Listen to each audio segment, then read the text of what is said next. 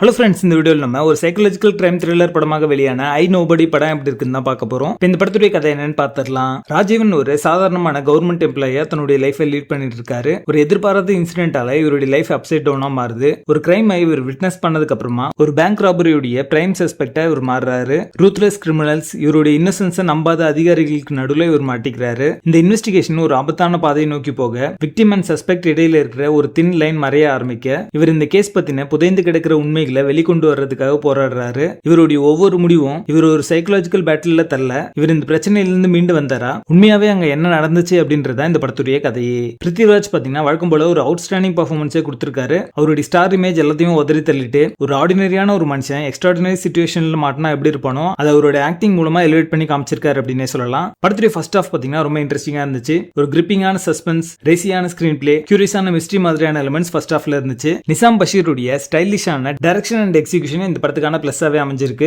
Technically இந்த படம் ஒரு சவுண்டான ஒரு படம் தான். சினிமாட்டோகிராஃபி எல்லாமே ரொம்ப நல்லாவே இருந்துச்சு. ஜேக்ஸ் உடைய பேக்ரவுண்ட் ஸ்கோர், எடிட்டிங் எல்லாமே பாத்தீங்கன்னா இந்த படத்துல இருக்கிற அந்த சஸ்பென்ஸ் எலிமெண்ட்டை பில்ட் பண்ற மாதிரி அமைஞ்சிருக்கு அப்படின்னே சொல்லலாம். பார்வதி அண்ட் சப்போர்ட்டிங் ரோல்ல நடிச்ச எல்லாருமே பாத்தீங்கன்னா இந்த படத்துக்கான ஒரு எமோஷனல் டெப்த் ஆட் பண்ணிருக்காங்க அப்படின்னே சொல்லலாம். படத்துடைய செகண்ட் ஹாஃப்ல பாத்தீங்கன்னா இந்த படத்துல பில்ட் பண்ண எல்லா விஷயங்களும் பாத்தீங்கன்னா டைல்யூட் ஆக ஆரம்பிக்குது. செகண்ட் ஹாஃப் முழுக்கவே பாத்தீங்கன்னா அந்த என்டர்டெயின்மெண்ட் வேல்யூ அப்படின்றது குறைஞ்சிட்டே இருக்கு. படத்துல ரிவென்ஸஸ் சமூக பண்ணி ஒரு நல்ல கிளைமேக்ஸ் கொடுக்க தவறிட்டாங்க. ஒரு அண்டர்வெல்மிங் கிளைமேக்ஸோட தான் முடிச்சிருப்பாங்க. ஸ்டைல் ஓவர் சப்ஸ்டன்ஸ் அப்படின்ற மாதிரி தான் இந்த படத்தை எடுத்திருக்காங்க. ஒரு ஆழமான படமா எடுக்கிறதுக்கு பதிலா ஜஸ்ட் ஸ்டைலிஷா காமிச்சா போதும் அப்படின்ற மாதிரி மேலோட்டமா எடுத்திருக்காங்க. இந்த படத்துல நிறைய லாஜிக்கல் லூப்ஹோல்ஸ்லாம் இருக்கதான் செய்யுது. சைக்காலஜிக்கல் தீம்ஸும் லேயர்ட் ஸ்டோரி டெல்லிங் எல்லாத்தையும் இன்னும் கொஞ்சம் பெட்டரா பிரசன்ட் பண்ணிருக்கலாம் அப்படிங்கிற மாதிரி தோணுச்சு. படத்துடைய பேசிங் ஆன் அண்ட் ஆஃபா சிலதெல்லாம் இன்ட்ரெஸ்டிங்காகவும் சிலதெல்லாம் பாத்தீங்கன்னா டிராயிங்கா தான் இருக்கு. மொத்தத்துல இது ஒரு ஒன் டைம் வாட்சபிள் மூவியா வந்திருக்கு. படத்துல அதற்கான இல்ல. இந்த படத்தை நீங்க ஃபேமிலியோட பார்க்கலாம். ஐ நோபடி படத்துக்கு எங்களோட ரேட்டிங் 5.5 out of 10.